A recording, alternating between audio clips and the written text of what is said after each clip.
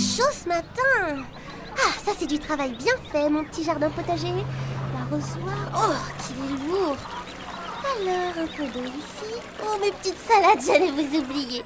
Parfait. Comme vous êtes belles, les petites tomates. On va se battre au marché pour les acheter. Je l'ai toujours su. Si tu soignes la nature, elle sait te récompenser.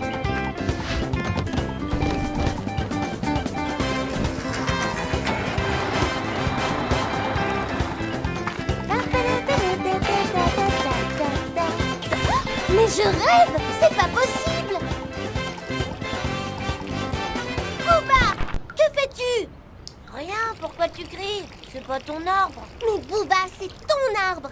Et c'est aussi le mien! Qu'est-ce que tu racontes? J'habite à 10 mètres d'ici, et ce n'est ni ton arbre, ni le mien. Un arbre, c'est vivant, ce n'est pas un objet. Cet arbre est sur la terre, et la terre, c'est à nous de la protéger.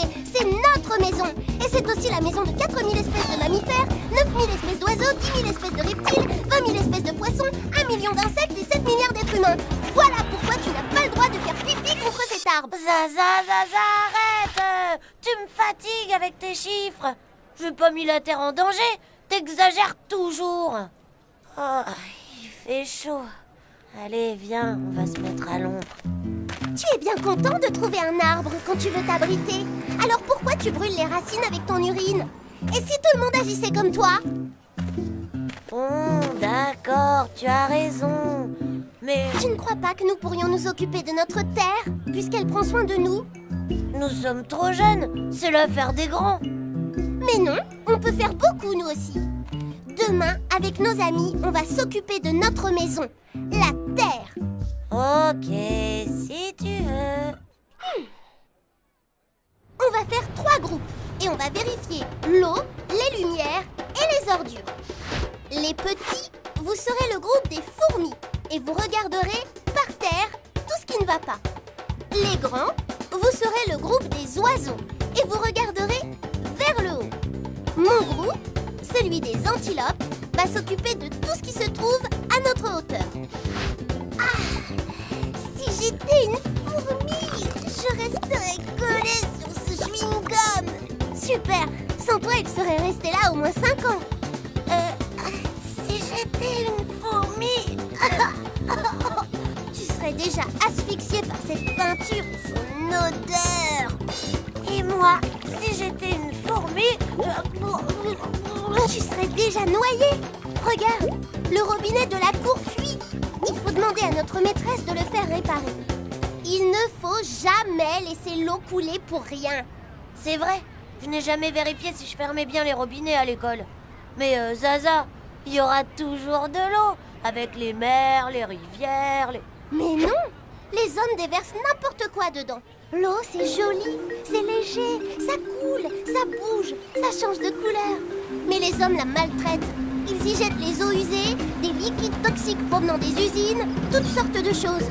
C'est très difficile de lutter contre cette pollution, car tout ce qui est au fond de l'eau, dilué dans l'eau, est souvent invisible. Oh, toute cette fumée! Tu crois qu'il y a un incendie derrière les murs ou quoi? Mais non, ce sont les fumées des voitures. C'est pour ça qu'il vaut mieux aller à l'école à pied. Et mon vélo? Je n'ai pas le droit de le prendre alors? Bien sûr que si. Tu ne mets pas d'essence dans ton vélo. La terre ne craint rien. Et un peu d'exercice, c'est bon pour la santé. Moi, je vais essayer d'attraper ce vieux sac en plastique. Sans quoi il mettrait des dizaines d'années à se dégrader naturellement. Des dizaines d'années? Mais oui. Je crois que j'en ai laissé un sur la plage hier soir. Mais je ne suis pas la seule à le faire. Tout le monde fait pareil dans la ville. Alors laissons la ville devenir un grand sac poubelle. Tu as raison. À nous de jouer, les antilopes. Booba, va éteindre les lumières dans les 3 classes. Je ne pense pas que les tables aient besoin d'être allumées pendant la récréation. Et toi, que fais-tu derrière le tonneau? Des bêtises, bien sûr. Avec ces allumettes à la main, tu pourrais mettre le feu à toute l'école. Moi, j'ai ramassé tout ça. Les enfants, approchez, approchez. J'ai vu une dizaine d'élèves prendre soin de la cour de récréation et je les en félicite. Zaza, viens hisser les couleurs, tu as bien mérité cet honneur. Et demain, nous allons faire toute une journée environnement. Apporter à l'école tout ce qui, à votre avis, ne sert à rien. Et nous allons faire le tri ensemble. Voilà, maîtresse. Et hop, voilà. Je n'ai trouvé que des vieilles épluchures de fruits et de légumes. C'est parfait, Pascal. Nous allons les déposer ici pour nourrir la terre.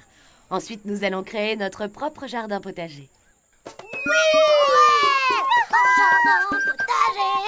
Super.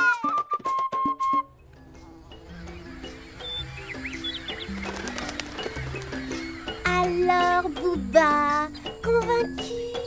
T'avais raison, Zaza. Nous pouvons vraiment aider notre ami la Terre. Maintenant qu'on se connaît mieux, on va pouvoir prendre soin l'un de l'autre et vivre très heureux. Et dire que nous allions jeter tout ça.